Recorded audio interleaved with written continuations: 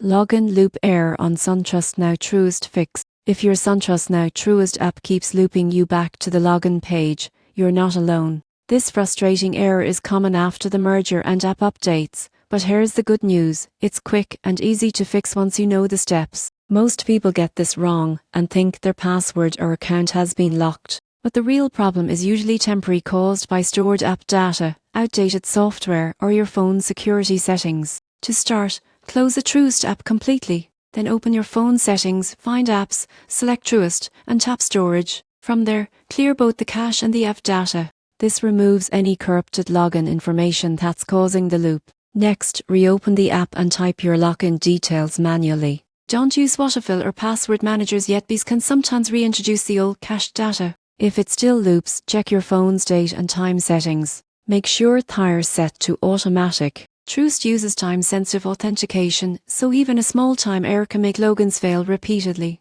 Another important step: disable any PIN, proxy, or ad blocker you might be using. Truist servers may reject connections that appear to come from masked or foreign IP addresses, sending you back to the login screen over and over. Finally, uninstall and reinstall the Truist app to ensure you're running the latest version. Many users report that simply updating the app fixes the issue instantly.